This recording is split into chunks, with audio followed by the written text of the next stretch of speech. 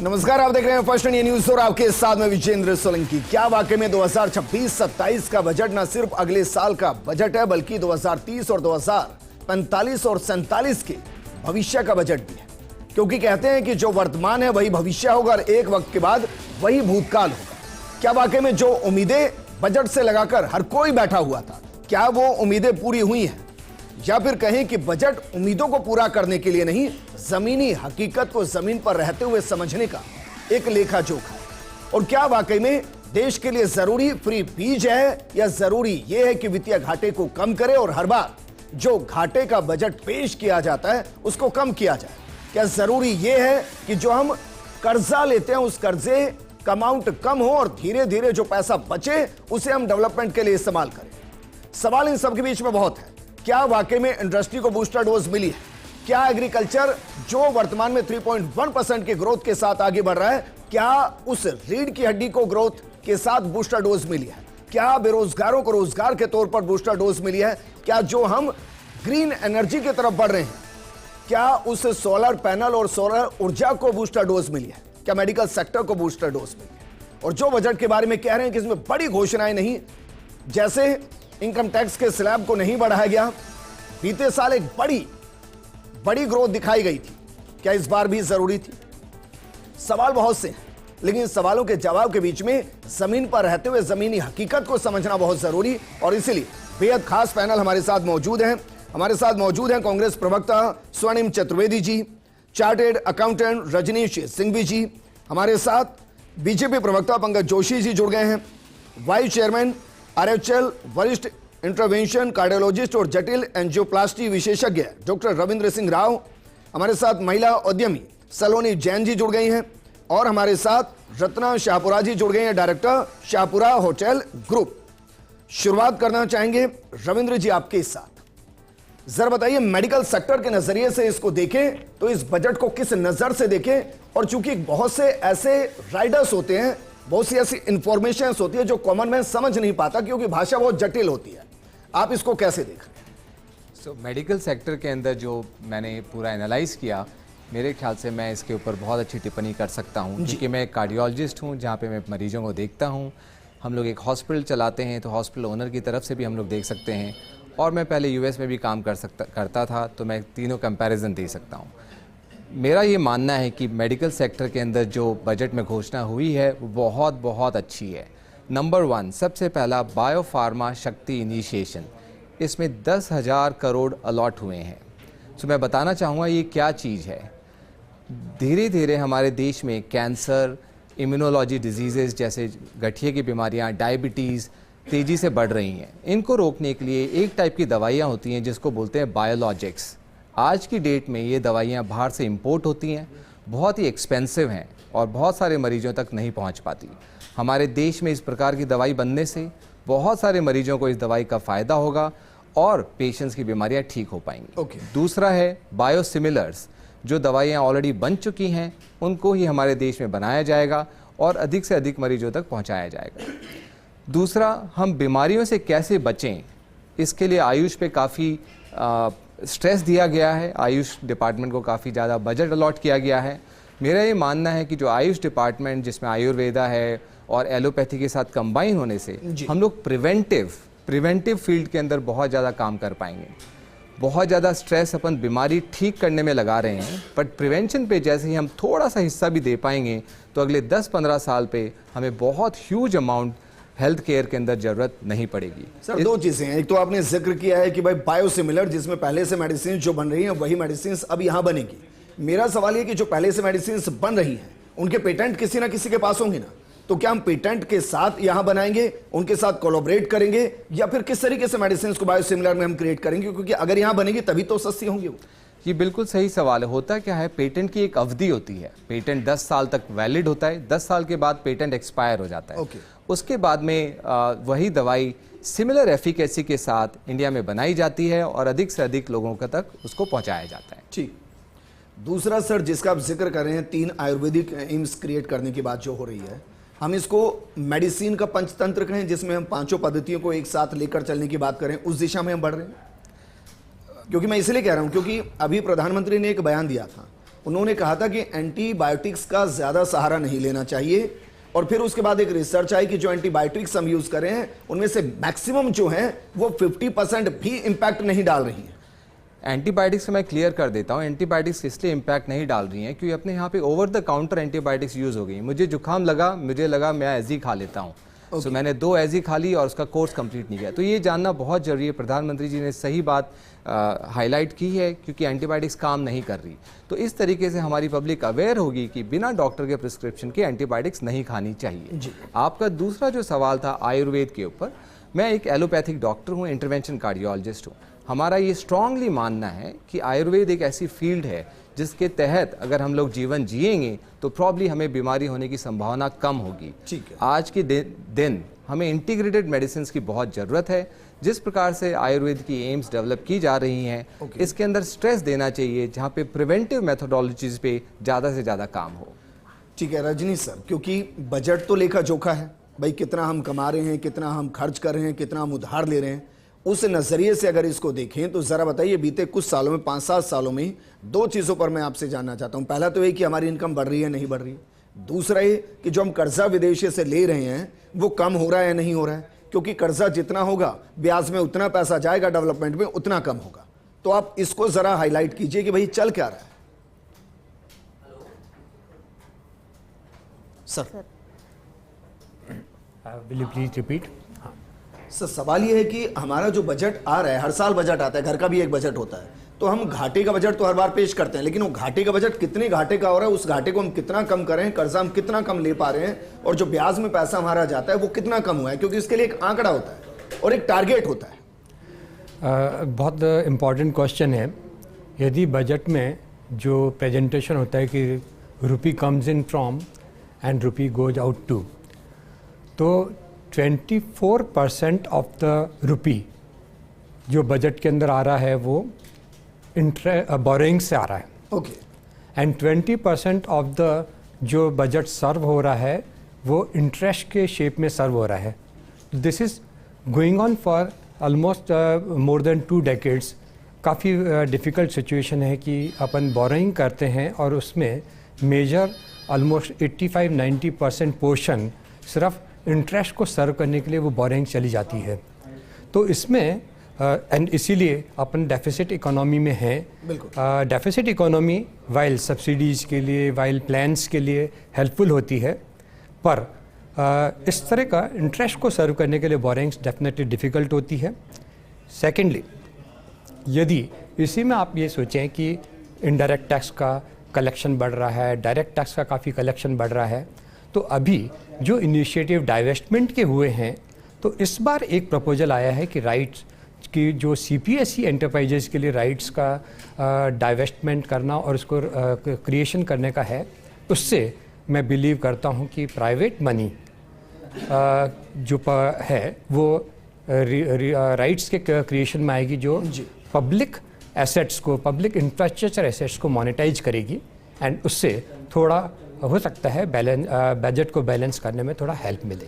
Sir दुनिया में top 3 के अंदर है इस वक्त। इस बजट के हिसाब से हम क्या टॉप 2 में अगर पहुंचते हैं तो कब तक पहुंचेंगे सर, क्योंकि बहुत बड़ा गैप है टॉप 3 और टॉप 2 के अंदर। वेरी डिफ़िकल्ट टू से, क्योंकि अभी भी अपना फोकस क्या होता है कि डेफिसिट की फंडिंग को परसेंटेज वाइज कम करना है। ठीक। अबाउट 15-20 ईयर्स पहले फिस्कल रिस्पॉन्सिबिलिटी मैनेजमेंट एक्ट आया था। बीच में कई कंडीशंस ऐसी आई जिसके कारण FRBM को पूरा फॉलो नहीं कर पाए, पर ये एक बहुत वेलकम मूव है कि लगातार डेफिसिट फाइनेंसिंग के परसेंटेज को कम करने की कोशिश की जा रही है। इस बार भी 0.1% डेफिसिट को कम करने की कोशिश की गई है। तो it can be a hint कि yes, government is actively looking into it, and to give a timeline कि कितने टाइम में ये रीच आउट करेंगे, उसके लिए मेरा फीलिंग है कि यस, एक प्रॉपर प्लानिंग हो तो 15 to 20 years can be a fairly period to say कि yes, borrowings will be in ठीक है सर, लेकिन कर्जा गलत भी नहीं होता है भाई। कर्जा अगर डेवलपमेंट के लिए इस्तेमाल हो रहा है, रेवेन्यू क्रिएट करने के लिए इस्तेमाल हो रहा है, तो कर्जा गलत नहीं होता। अब जिसकी 2 लाख रुपए सैलरी है वो भी तो 1 करोड़ का मकान ले रहा है ना सर, उसके बाद फिर इंटरेस्ट पे कर रहा है और एसेट्स क्रिएट कर रहा है। सरकार भी इसी तरीके से करती होगी। रत्ना शाहपुरा जी, होटल इंडस्ट्री के लिए, और क्योंकि मैं तो राजस्थान में बैठकर डिबेट कर रहा हूं, टूरिज्म इंडस्ट्री के लिए इस बजट में कुछ आपको नजर आया कि भाई राजस्थान के टूरिज्म को इसके बाद एक पंख लगता हुआ नजर आया? जी, मेरा ये मानना है कि जो बजट हमारे आदरणीय प्रधानमंत्री श्री नरेंद्र मोदी जी के नेतृत्व में आया है, ये एक बहुत मजबूत और शानदार बजट है। क्योंकि मेरा जुड़ाव पर्यटन से रहा हुआ है, मेरा मानना है कि जितनी पॉलिसीज रूरल एंड अर्बन में आई है, इस बजट से हमारे पूरे धरातल पर उतरेगी है। जी, जैसे आप देखें कि राजस्थान में एंड ऑल ओवर इंडिया आज जितने भी हमारे टूरिस्ट गाइड्स हैं, अराउंड 10,000 टूरिस्ट गाइड्स की ट्रेनिंग होगी। इससे आने वाला जो पर्यटक है उसका अनुभव अच्छा होगा। नॉर्थ ईस्ट एरिया अगर आप इंडिया का लें तो वो बौद्ध का पूरा सर्किट बनाने जा रहे हैं एंड पूरा पर्यटन योजना भी उसको इंट्रोड्यूस करेंगे। 5 पर्यटक स्थल इंट्रोड्यूस कर रहे हैं। इससे मेरा मानना है कि नॉर्थ ईस्ट इंडिया का development and on the world circuit it would be there. लेकिन मैम अगर मैं गलत नहीं तो टूरिज्म तो स्टेट सब्जेक्ट है जी, तो सेंटर इन्वॉल्वमेंट आप कहाँ देख रहे हैं इसमें? बिकॉज ये डबल इंजन सरकार है, तो policy making which has her जगह डबल इंजन थोड़ी ना मैम, कहीं कांग्रेस की भी सरकार होगी, स्टेट टू स्टेट थोड़ी ना काम होगा। हाँ, बट डेफिनेटली ये पॉलिसीज तो धरातल पर उतरेंगी और ये बिल्कुल मुझे लगता है कि जो हमारी सेंटर है और प्रधानमंत्री श्री नरेंद्र मोदी जी का जो प्रयास चल रहा है उससे ये धरातल पे बिल्कुल उतरेंगी। आज आप देखें कि राजस्थान की स्थिति 10-12 साल पहले किया थी और आज वर्तमान में जो टूरिस्ट और टूरिज्म है कहाँ से कहाँ पहुँचा है। कोविड के बाद जो उठाव आया है ये सिर्फ हमारे मोदी जी और उनकी पॉलिसी मेकिंग की वजह से हुआ है। पंजाब में आप देखें and I am dead sure कि जो हमारा बंगाल एरिया है वो इन पॉलिसीज से काफी ऊंचाइयों पे पहुंचेगा। मैम मुझे अगर गलत नहीं, मोटा मोटा आंकड़ा मैं अगर सही बोल रहा हूं तो 10 साल पहले देश के ऊपर जो राजस्थान पर जो कर्जा था शायद 70-75 हजार करोड़ के आसपास का था और इस टाइम 6 लाख करोड़ से ऊपर का है जी राजस्थान के। जी तो ये हमारा 10 साल का एक स्ट्रक्चर है जिसमें हम आगे बढ़ रहे हैं। जी, हालांकि रेवेन्यू बढ़ा है, लेकिन मैं ये मानता हूं कि यहाँ का एग्रीकल्चर और यहाँ का टूरिज्म ये तो बड़ी भूमिका निभाते हैं राजस्थान की इकोनॉमी जी। उनके लिए आपको सच में लग रहा है कि बहुत कुछ हुआ है या बहुत कुछ हो सकता था? नहीं, मेरे को ये बनाने की बात करें, कि टूरिज्म को प्रमोट करने की बात करें, मुझे इसमें एक बड़ा पैकेज नजर नहीं आया। आपको आया क्या? नहीं, मेरे को लग रहा है कि जैसे हम लोग आगे पॉलिसीज ला रहे हैं, ट्रैक ट्रेल्स बना रहे हैं, हर कोने में इतनी चीजें आ रही हैं, तो डेफिनेटली देखिए टाइम तो लगता है। आज आप कोई भी पॉलिसी बनाते हैं तो ये तो नहीं हो सकता कि फ्रैक्शन ऑफ ए सेकंड में उसको हम मटेरियलाइज कर सकेंगे। मैं आपके पास आऊंगा क्योंकि आंकड़ा एक ये भी है कि भाई हमारे यहाँ डोमेस्टिक टूरिज्म बढ़ा है, ये सच है राजस्थान, लेकिन जो इंटरनेशनल टूरिज्म है वो कम हुआ है और शायद वो 6 से 7% कम हुआ है। मुझे नहीं पता है कि उसको क्या हम चेक कर पाए कि भाई किस वजह से वो कम हुआ है और कैसे उनको वापस लेके आ जाए। सलोनी जैन जी, महिलाओं पर कई बजट आधारित रहे और सरकार की मैक्सिमम पॉलिसीज जो हैं वो महिला के सशक्तिकरण और महिलाओं के डेवलपमेंट से जुड़ी रही हैं। इस बजट में आपको क्या लगा? क्योंकि अमूमन कहते हैं कि भाई ये एक बड़ा राहत मिली है इस बजट में, वैसी राहत क्या है? सबसे पहले तो मैं हमारी सरकार Narendra Modi ji honourable prime minister का बहुत बहुत अभिवंदन करना चाहूँगी कि वो जो बोलते हैं वो करके दिखाते हैं। हमारे बजट की शुरुआत हुई ऑनरेबल प्रेसिडेंट साहिबा दही चीनी खिला के एज अ लेडी उन्होंने अपना बजट यूनियन मिनिस्टर हमारी फाइनेंस मिनिस्टर निर्मला सीतारमन जी ने प्रेजेंट किया, जो कि एक लेडी है। तो एक लेडी ने शुरुआत की और एक लेडी ने प्रेजेंट किया जी। So this is a clear message कि हमारी मोदी सरकार, बीजेपी सरकार एक विमेन एम्पावरमेंट की ग्रोथ के लिए काम कर रहे हैं। और चीनी के रेट लगातार बढ़ रहे हैं। ये तो महिला को देखना पड़ेगा ना भाई। ये तो महिला को देना। सिर्फ दही चीनी खा के बजट देने से अगर दही चीनी का आपके रसोई का बजट बढ़ रहा है तो फिर क्या करें? वही तो विमेन फेमस है, उस बजट को कंट्रोल करने में ही तो है। फिर इसी के साथ मैं ये भी बोलना चाहूँगी कि आपने हमारे बजट में आज ये बोला गया है कि हमें हॉस्टल खोला जाए एक हर डिस्ट्रिक्ट में। तो हर डिस्ट्रिक्ट में आप देखिए 700 डिस्ट्रिक्ट हैं अपने पास, 789 डिस्ट्रिक्ट हैं लगभग। तो मैं ये चाहूंगी कि आप हॉस्टल तो खोलिए, वो बहुत अच्छा है, ग्रोथ के लिए अच्छा है। रूरल जितनी भी हमारी फीमेल लेडीज हैं सब हैं उनके लिए एक सेल्फ ग्रोथ के लिए। पर मेरी एक इच्छा यही रहेगी, गुजारिश भी है कि आप अगर हर डिस्ट्रिक्ट में एक महिला पुलिस स्टेशन भी लाना चाहें, इसके लिए भी हमारा एक स्कोप रहे, क्योंकि हमें एक सेफ एनवायरनमेंट की भी जरूरत है। थाने के अंदर एक महिला डेस्क अलग से, महिला अब डेस्क है अलग या से नहीं है। और वहाँ कितने नहीं, लोग काम मैं करते हैं, आपकी मैं उस पर बात नहीं जा रहा मानती हूँ, डेस्क है, पर कई बार क्या होता है कुछ ऐसी कंप्लेंट्स होती है कि हम चाहेंगे कि वो हम इस फीमेल एनवायरनमेंट में ही रहें। कई बार बहुत ऑड हो जैसे जाता है कि गांधीनगर मेल- स्टेशन। हाँ बिल्कुल है, पर कई बार क्या है आप समझिए कि मेल कांस्टेबल्स होते हैं, सब होते हैं, उनके सामने नहीं बोला जाता है। एक सेफ एनवायरनमेंट चाहिए। हम सारे डिस्ट्रिक्ट्स नहीं तो पर एटलीस्ट कई जोन्स, कई स्टेट्स ऐसी हैं जहाँ थोड़ा सा आप मानिए कि विमेन रीच कम है, कम डिफिकल्ट है। आज विमेन, सिर्फ विमेन होगा तो उनको वहाँ मुझे लगता पहुँचना है कि इजी हो सकता होगा। है इस बारे में सोचा जाए, लेकिन मुझे लगता है कि भाई अगर मान लीजिए एक महिला थाना खोल भी दिया, जी जी मान लीजिए एफआईआर वहां पर हो भी गई, जी। तो भी आपको उससे आगे के प्रोसीडिंग में थोड़ी ना महिला हर जगह मिलेगी मैम। वो मैं आपकी बात मानती हूँ, पर एक बार क्या होता है जो एक झिझक होती है ना सबसे वो खुल पहले जाएगी। वो खुल जाएगी। ठीक है, वो महिला डेस्क से अभी नहीं खुल रही, आप नहीं ये खुल कह रहे हैं। पाएगी। जी बिल्कुल। फिर जैसे कि आज बोला गया कि सबका साथ सबका विकास है, मैं उसमें भी उनका धन्यवाद देती हूँ कि शी मार्ट के जरिए अब सबके साथ सबके विकास में महिला भी जुड़ेंगी। अब हम कंज्यूमर्स के साथ साथ बिजनेस ओनर्स भी बन अच्छा मुझे सच सकेंगे। बताइए, आपकी अगर मानिए 50,000 की इनकम है जी बिल्कुल तो आपको कितने बचेंगे इस बजट के बाद, जरा बताइए। हर बार तो बजट का मतलब ये है ना भाई 2 पैसे बच जाएं बस। बिल्कुल क्या बिल्कुल। बचा? तो बच्चे का ऐसा नहीं है, जैसे अभी मैम ने कहा कि फ्रैक्शन ऑफ सेकंड में कुछ नहीं होता है, बचेगा इससे जरूर पहले के बचेगा। बजट में बचता था मैम। बचता था, अभी भी बचेगा, आप ऐसा नहीं कर सकते। आज मैं आपको बताती हूँ, हम खुद स्पेशल इकोनॉमिक जोन से हैं, हम सीतापुरा में हमारी फैक्ट्री है। तो आप देखिए अभी जो हम यूएस अच्छा ट्रेड क्या कर रहे सस्ता थे। होगा मैम, बताइए चलिए क्या अच्छा सस्ता? नहीं, सस्ता तो देखिए विद टाइम होगा। आज इतनी महंगाई भी बढ़ रही है तो बजट भी कैसे वो होएगा। अब ये बीजेपी से जो बैठे ना पंकज जोशी जी, वो बिल्कुल, कहेंगे कि महंगाई बिल्कुल। बढ़ नहीं रही है, महंगाई कम हो रही है। आप कह रहे हैं महंगाई बढ़ रहे हैं पंकज जोशी जी। अब अगर महंगाई बढ़ रही है तो फिर तो और राहत चाहिए हमें। राहत तो देखिए हर बार चाहिए, ये हर सरकार के चलिए राजनाम माफी के यही साथ, बजट जरूरी नहीं है कि सौगातों के साथ है। बजट एक ऐसी व्यवस्था के साथ भी आना चाहिए जिसमें वास्तविकता हो, जिसमें बड़े सपने ना हो, व्यवहारिकता हो, जिसमें यह ना कहा जाए कि बहुत कुछ मिल गया, यह कहा जाए कि जो मिला है वो आगे भी मिलता रहेगा और मजबूती के साथ उसमें बढ़ोतरी होती रहेगी। और देश का बजट बिल्कुल घर के बजट के जैसा होता है। जैसे आपके घर का बजट हर साल बहुत ज्यादा बम्पर ऑफर के साथ नहीं आता है। ऐसा थोड़ी ना हर साल आप फ्रिज खरीदते हैं, हर साल आप एसी खरीदते हैं, हर साल आप बेड खरीदते हैं, हर साल आप फर्नीचर खरीदते हैं। एक सिस्टमेटिक तरीके से घर को क्रिएट किया जाता है, ऐसे देश को क्रिएट किया जा रहा है। बेहद खास पैनल हमारे साथ मौजूद है। पंकज जोशी जी, क्या वाकई में इस बजट के अंदर हम उस तमाम जो घोषणाएं पहले हो चुकी हैं उनको एक स्थायित्व देते हुए आगे बढ़ने की कोशिश करें, और इसलिए इसमें वो सब नहीं मिल रहा है जिसको हम कहते हैं ना कि फायदा, ऑफर, घोषणा, राहत, वो सब नहीं है, एक वास्तविकता के साथ आगे बढ़ रहा है। बिल्कुल विजेंद्र जी, आपने बिल्कुल ठीक कहा कि अब तक आपने बजट देखे होंगे तो कभी कहते थे चुनावी बजट है, कोई कहते थे कि ये लोक लुभावना बजट है, कभी कहते थे कि हम इस तरीके का बजट है या इसको सम्मिलित है। लेकिन बजट जो अब बजट हैं वो आप लगातार पिछले 3 सालों से देख रहे हैं, तो बजट का जो मेन थीम है वो है कि विकसित भारत 2047। ओके। कि हम 2047 में जो है किस तरीके से विकसित होंगे।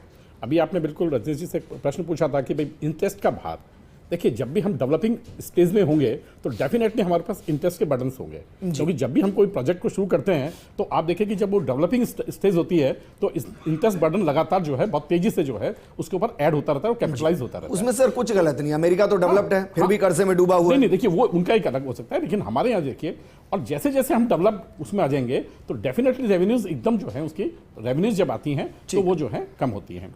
अब आप देखिए कि हमारे यहाँ जो सबसे बड़ी चीज़ें हैं कि आज भी आप देखिए कि सबसे बड़ी जो आपने कहा कि स्टेबिलिटी, हमने 2014 के अंदर जो है इंफ्रास्ट्रक्चर पर शुरू किया था खर्चा, आज भी इंफ्रास्ट्रक्चर पर लगातार खर्च कर रहे हैं। हमने कहा कि जो है रेल, रोड और एयर, तीनों पे जो है हम बेसिकली जो है वर्ल्ड क्लास सर्विसेज देंगे। आज आप देखिए धीरे धीरे करके देखिए कि इन तीनों के अंदर जो है बहुत जबरदस्त तरीके से जो है इन्वेस्टमेंट भी है। सर अभी मत कहिए बस इस बात को, 2-4 महीने बाद कहेंगे तो हो सकता है पब्लिक भूल जाए। अभी जो पूरा एयर ट्रैफिक हुआ है ना, देखिए और लोग 24-24 घंटे फंसे रहे हैं, उसके बाद तो मत कहिए कि भाई हम एयर कनेक्टिविटी में बहुत अच्छे हैं, रेल कनेक्टिविटी में मान लूंगा। देखिए किसी सिस्टम में प्रॉब्लम हो सकती है, बट इंफ्रास्ट्रक्चर प्रॉब्लम नहीं है कि मेरे पास रनवे नहीं था या मेरे पास ये नहीं था। देखिए कुछ प्रॉब्लम हो सकती है, आज हो सकता है कि आप में की गाड़ी यदि खराब हो गई तो मैं नहीं चल सका, लेकिन ये नहीं मेरे पास साधन नहीं था। महाराष्ट्र में हमने उप मुख्यमंत्री को खोया, किस वजह से खोया सर? देखिए आप रनवे की प्रॉब्लम की वजह से नहीं खोया। देखिए अब मुझे बताइए टोटल वर्ल्ड के, फिर ये कह रहा हूँ आपको कि टोटल यदि वर्ल्ड के आप एक्सीडेंट देखेंगे और इन चीजों को देखेंगे तो ये एक जो है दुर्घटनाएं हैं जो बेसिकली एक लाइफ में आती रहती हैं। लेकिन मैं कह रहा हूं फिर भी जो है आप देखिए कि आज जो है बॉम्बे का एयरपोर्ट जो है न्यू बॉम्बे एयरपोर्ट बना, दिल्ली में एयरपोर्ट एक बाद में दिल्ली में न्यू एयरपोर्ट बना। सर कॉमन मैन की बात करते हैं भाई, कॉमन मैन की, क्योंकि एयरपोर्ट और ये सारी चीजें तो जिनके लिए वो बहुत राहत, पता नहीं इसमें चाह भी रहे होंगे नहीं चाह रहे होंगे। कॉमन मैन की बात कर लेते ना सर। एग्रीकल्चर के लिए जरा बताइए क्या है विजेंद्र भाई। एग्रीकल्चर के लिए आप खुद आप देखें तो हमारा दलहन का प्रोडक्ट देखिए कि लगातार दलहन का प्रोडक्ट बढ़ रहा है, तिलहन का प्रोडक्ट हमारा लगातार बढ़ रहा है। आज हम बेसिकली आप एक समय का याद करिए आप कि जब हमने कहा था कि हमारे पास में एक सुप्रीम कोर्ट का एक ऑर्डर तो नहीं था, सुप्रीम कोर्ट का एक वर्डिक्ट था। उन्होंने कहा था कि जो है कि जो अनाज खराब हो रहा है उस अनाज को गरीबों में आप बांट दीजिए। तो उस टाइम के जो मिनिस्टर थे, एग्रीकल्चर मिनिस्टर, उन्होंने कहा ये पॉसिबल नहीं है। एजुकेशन मिनिस्टर नहीं, बोले, सॉरी वो एग्रीकल्चर मिनिस्टर, मैंने एग्रीकल्चर ही बोला। हाँ। एग्रीकल्चर मिनिस्टर जो थे शरद पवार साहब, उन्होंने कहा कि भाई ये पॉसिबल नहीं है और हम इसको नहीं बांट सकते। लेकिन आप देखिए कि वो बहुत ज़्यादा नहीं था, लेकिन उसके बाद आपने लगातार देखा हो तो बेसिकली 80 करोड़ लोगों को रेगुलरली जो है फूड देना, ये कहीं ना कहीं जो है किसानों की जो है समृद्धि। मैं इसको अच्छा मानता हूं कि रात को कोई भी भूखा ना सोए बस। बिल्कुल। बट मुझे 5-7 पॉइंट में तो गिना दीजिए ना भाई, जो आपको सुन रहे हैं।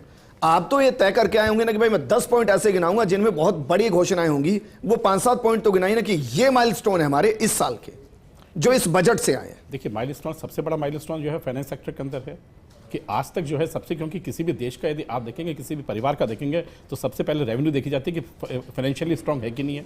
आज 2017 से पहले देखेंगे तो all the banks are in the loss. 17 lakh crore से ऊपर का जो है एनपीए अकाउंट।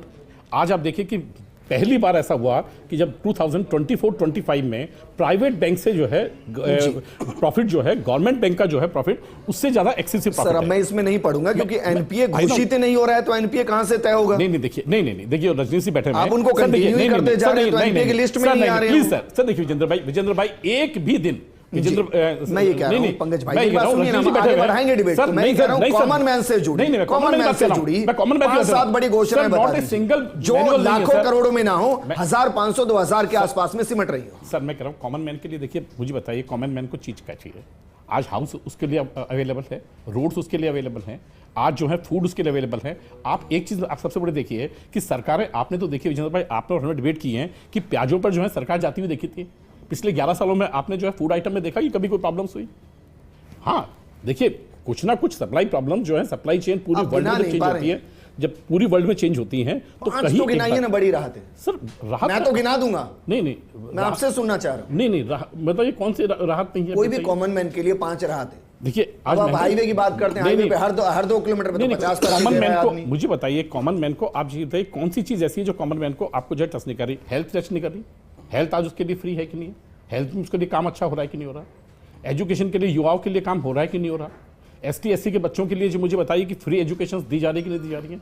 किसान के लिए मुझे बताइए कि किसान के लिए जो है पूरी चीजें जो हैं उसको किसान समृद्धि योजना से लेकर के वो तो बहुत कुछ मिल चुका है, मैं मान रहा हूं। फिर आप कह रहे हैं सर बजट पर बात देखिए, फिर आप वही कह रहे हैं सर। देखिए मैंने कहा ना कि जो बजट आप पीछे से लेकर के आ रहे हैं उस बजट के साथ साथ ये तो नहीं हो सकता इस बजट में नया कुछ नहीं नया क्यों नहीं है? फिर आप गिना भी नहीं रहे। सर मुझे बताइए कि आप जो है MSME का जो सेमीकंडक्टर का स्पेस 2 है कि नहीं है? ठीक है। स्पेस 1 कंप्लीट किया तो 2 पे आए ना। जब 1 ही कंप्लीट नहीं करते, आपको तो याद है कि 2009 के अंदर जो है अमेठी के अंदर अमेठी में एक जो है फैक्ट्री खोलने की था। इसके अलावा सोलर पैनल जो बनेंगे उसके ऊपर जो शायद बैटरी में जो इस्तेमाल होता है उसको टैक्स फ्री कर दिया गया, तो सोलर पैनल थोड़े से सस्ते हो जाएंगे।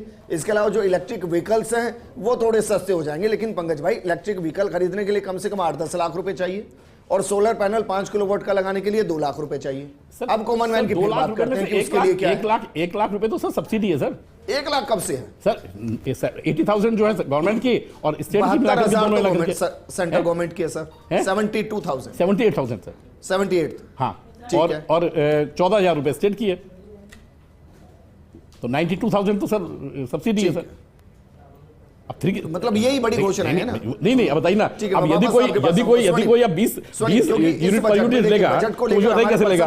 गलत है। नहीं हम ये सोचते हैं कि भाई बड़ी घोषणाएं नहीं हमारे घर में भी जो बजट होता है ना उसको लेकर बड़ी घोषणाएं नहीं होती है, बल्कि जो हर मासिक खर्चे होते हैं उस खर्चे को किस तरीके से कम किया जाए, आमदनी को बढ़ाया जाए और बाकी वेलफेयर के लिए इस्तेमाल किया जाए। ये दरअसल बजट होता है। अब ऐसे में अगर कोई सेंट्रल गवर्नमेंट एक बजट लाती है जो कि फिजिबिलिटी के साथ है, मैं इसलिए कह रहा हूं क्योंकि मैंने एक पूरी सीरीज किया बजट को लेकर, और उसमें मैंने पाया कि रेलवे का भी बजट जो था, अगर मैं गलत नहीं, 2,25,000 करोड़ के आसपास का, उसका 80% खर्च हुआ था। यह अच्छी बात है कि जो बजट हम ला रहे हैं उसको हम जमीन पर खर्च कर रहे हैं, और जो प्रोमिसेस करें उनको पूरा करें। अब जरा बताइए इस बजट में क्या चाहिए था? देखिए विजेंद्र जी, सबसे बड़ी बात है ये बजट एस्टिमेट है। बजट एस्टिमेट पिछली बार भी पेश हुआ था, उसमें उसका धरातल पे कितना उतरा। इसका अगर आप आंकड़ा देखेंगे तो सबसे बड़ा आंकड़ा मैं बता देता हूँ, जो कैपेक्स एक्सपेंडिचर था 1,44,000 करोड़ कम हुआ है। बजट में जो राजस्व प्राप्तियां थी वो भी कम हुई है, तो उसके कारण जो आपने वित्तीय घाटा घटाने 34 लाख करोड़ रुपए आया है पैसा। सुनिए, मैं तो आपको कह रहा हूं जो आया कमाया, लेकिन कमाया वो एक नहीं है। आपने खर्च जो घोषणा की थी उससे 1,44,000 करोड़ कम खर्च किया। ये आपने शिक्षा में कटौती की, चिकित्सा में कटौती की। कितना परसेंट हुआ है टोटल का?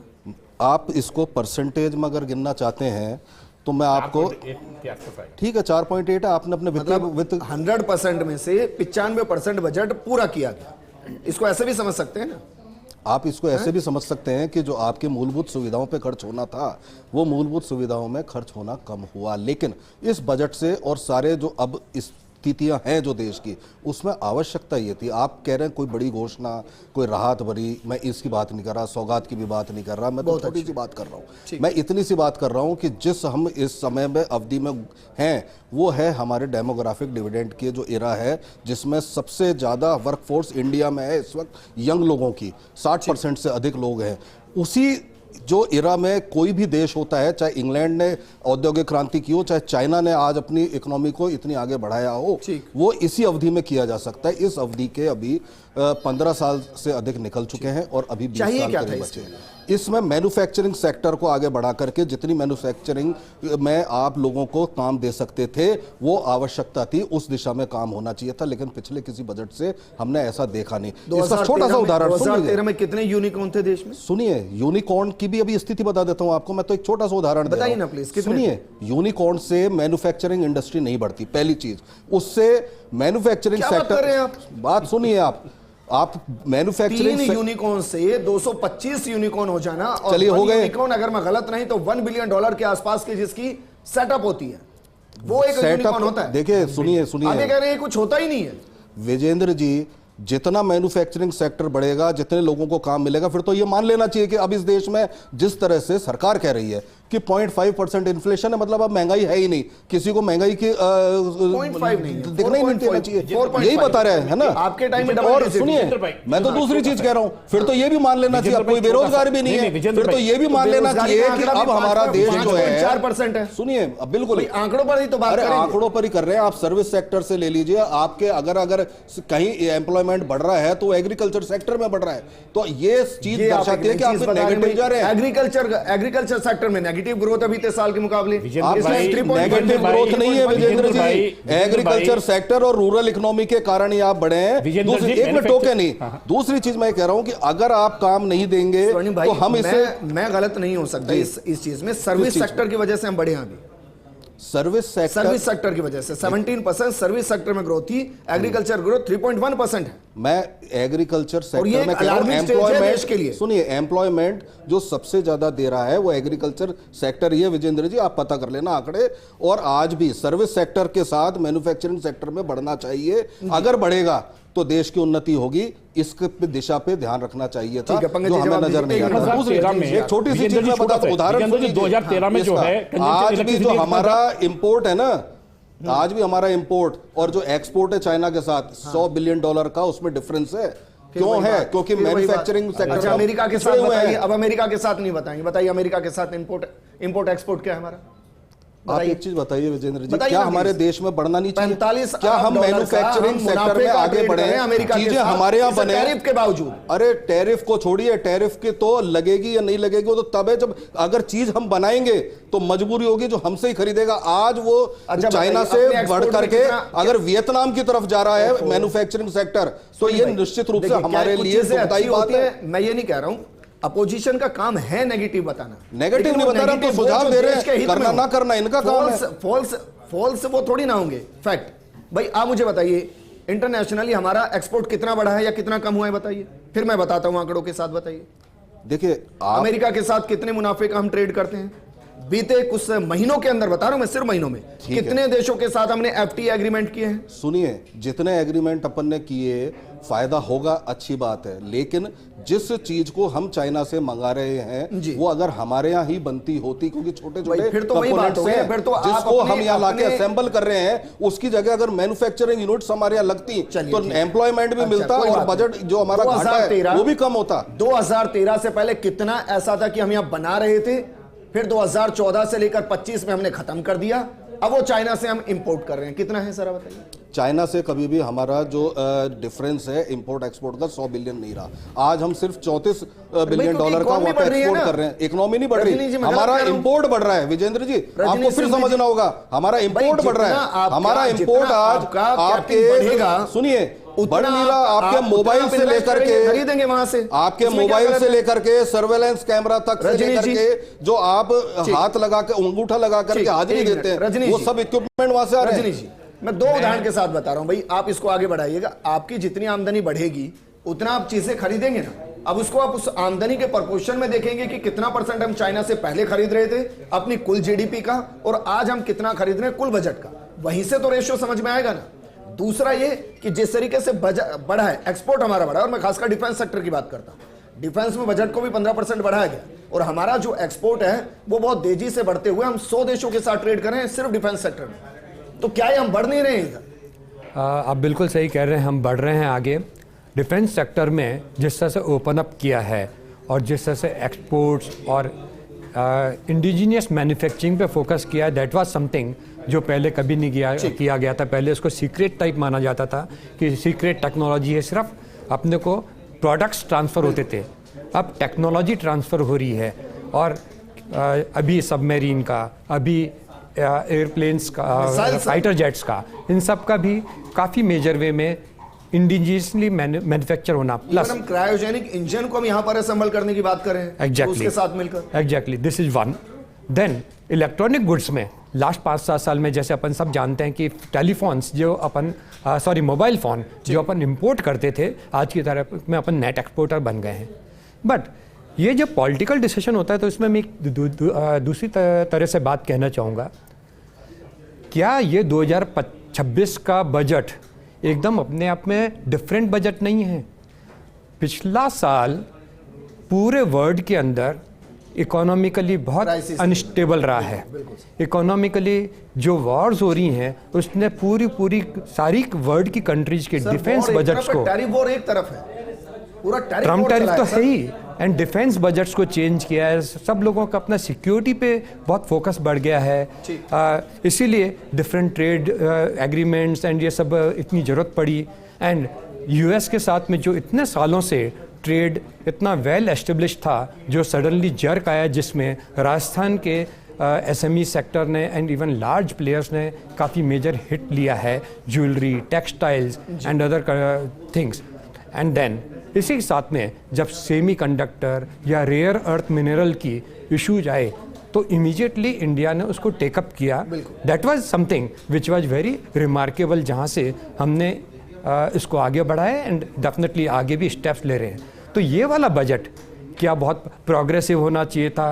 रेदर क्या कंसिस्टेंसी मेंटेन करना भी एक अपने आप में अचीवमेंट है, with little bit focus on की सेमीकंडक्टर्स पे, रेयर मिनरल पे। बीते कुछ सालों में बजट को लेकर एक मिसकंसेप्शन होता है कि भाई बजट मतलब बहुत ऑफर, घर में नहीं होता है, घर का बजट भी तो होता है ना सर। सही बात है। तो ये देश का बजट है, इसमें हमारा मकसद होना चाहिए कि भाई हम कर्जे को कम करें, जो ब्याज दे रहे हैं उसको कम करें, डेवलपमेंट को बढ़ाएं, रेवेन्यू सोर्स को क्रिएट करें, उससे जो पैसा आ रहा है उसको घर के जो फैमिली मेंबर्स हैं जो कमजोर हैं उनको आपको एक तरीके से इंडिपेंडेंट उनको करने की तरफ आगे बढ़े। फिर जो घर के बुजुर्ग हैं और जो डिपेंडेंसी जिनकी ज्यादा है उनको आप एक अच्छे राह पे लेके आए, जो इंडस्ट्रीज हैं उनको आगे बढ़ाएं। मुझे लगता है बजट ये है, ऑफर से भरा हुआ बजट नहीं होता है। सही बात। इसमें एक जरूर चीज मैं फील करता हूँ, हमेशा इतने सालों में बजट्स में कभी सर्विस सेक्टर पे फोकस होता है, कभी मैन्युफैक्चरिंग पे होता है। समहाउ यदि एक balance service, manufacturing and agriculture, ये 3 मेन पिलर हैं किसी भी इकोनॉमी के। ठीक। एंड यदि इन तीनों पे एक साथ में फोकस हो जाए तो आई थिंक इससे काफ़ी बजट को बैलेंस होने में और प्रोग्रेसिव ठीक होने है में सर, मेरे पास मिलेगी। थोड़ा सा वक्त कम है। रविंद्र सर, एक और सवाल मेरा आपसे है कि हम मेडिकल सेक्टर की बात करते हैं, मैं उस धारणा को मानता हूं जहां precaution is better than disease. भाई आप इसको एक उदाहरण के तौर पर लेते हैं, शराब से कितना रेवेन्यू मेरे लिए मैटर नहीं करता है, सिगरेट से कितना रेवेन्यू मेरे लिए मैटर नहीं करता है, उस सिगरेट के पीने से कैंसर पे कितना खर्च कर रहा है देश, ये मेरे लिए मैटर करता है। उस शराब के पीने से कितने एक्सीडेंट हो रहे हैं, कितनी कैजुअलिटी हो रहे हैं, कितने पैर खो रहे हैं, कितने हाथ खो रहे हैं, कितनी जिंदगी खो रहे हैं, ये मेरे लिए मैटर करता है। सिर्फ ऐसे ही हेल्थ सेक्टर है। अब जब हम देश की बात करते हैं तो देश के अंदर मोटापा बढ़ रहा है, शुगर में शायद हम इस वक्त शुगर कैपिटल हैं दुनिया के अंदर, डायबिटिक कैपिटल हैं, और भी बहुत सी बीमारी हैं जिनको हम रोक सकते हैं सिर्फ प्रिकॉशन से, अवेयरनेस से। तो जो हम बजट इस वक्त 2.5% के आसपास ले जाना चाहते थे और 1.9% पे आकर रुक गया है, क्या हम इस बाकी के ब्रैकेट को अवेयरनेस के लिए खर्च करके हम बीमारी पर होने वाले खर्च को नहीं रोक सकते? आपका सवाल बहुत सही है वीरेंद्र जी, क्योंकि हम लोग जो देख रहे हैं इस ज़माने में, इस एरा में नॉन कम्युनिकेबल डिजीज़ेज तेज़ी से बढ़ रही हैं। अगर 5 शुगर के रोगी पूरे संसार में हैं, उसमें 3 भारतीय हैं। हार्ट अटैक आए दिन अपन पढ़ते हैं, यंग लोगों को हार्ट अटैक हो रहा है। जब भी यंग लोगों के अंदर बीमारियां होती हैं, उस बीमारी से वह व्यक्ति, उसका परिवार और उसका पूरा समाज उससे इफेक्ट होता है।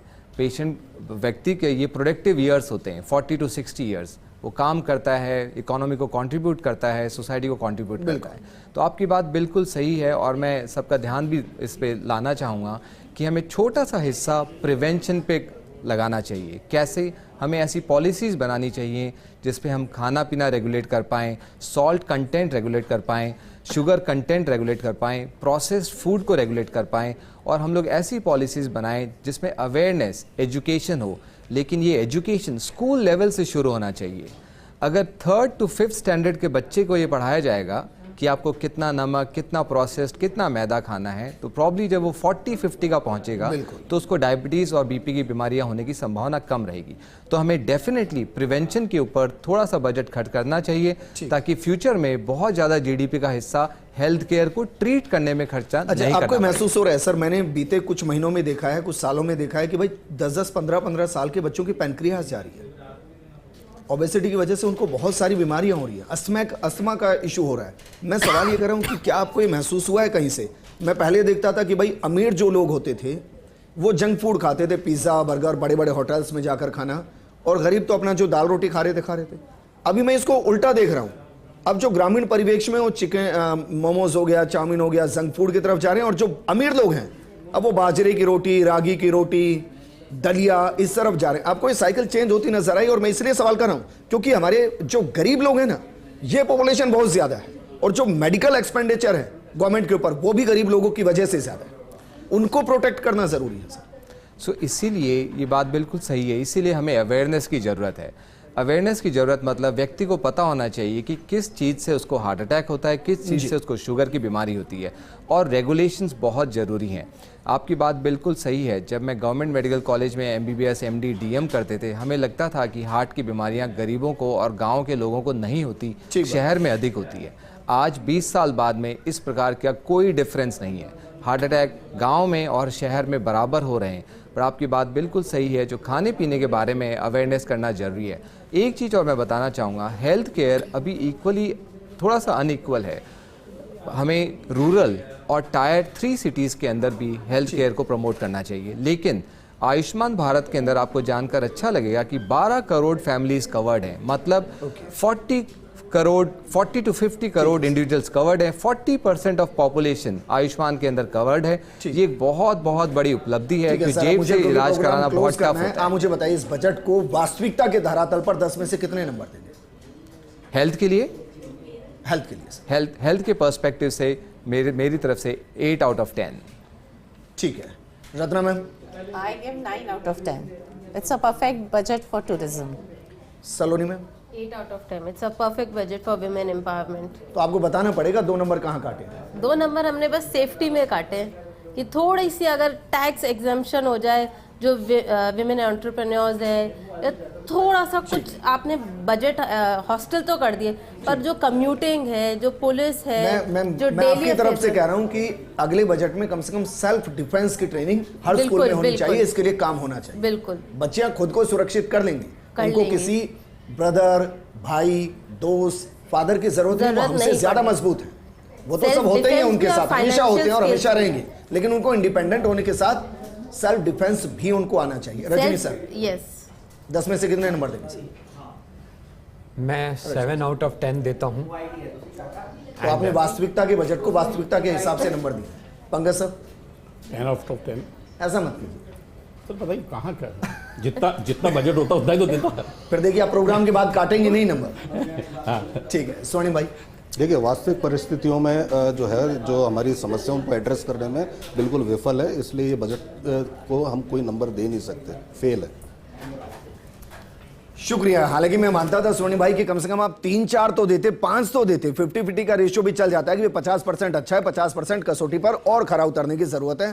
पंकज जी शुक्रिया, रजनी जी शुक्रिया, रविंद्र जी आपका भी बहुत शुक्रिया। हमारे साथ सलोनी जी और साथ में हमारे साथ रत्ना मैम जुड़ी, आपका भी शुक्रिया। बजट को समझिए और देश के बजट को हमेशा घर का जो बजट होता है ना, उस नजरिए से देखने की कोशिश कीजिए, तो फिर आपको डिसअपॉइंटमेंट नहीं होगा। लेकिन जब कुछ मिलेगा तो आपको एहसास होगा कि देश के खजाने में पैसा है, इसलिए आपको मिल रहा है और वो डेवलपमेंट के साथ आपको राहत दे रहा है। इस प्रोग्राम में फिलहाल इतना ही। नमस्कार।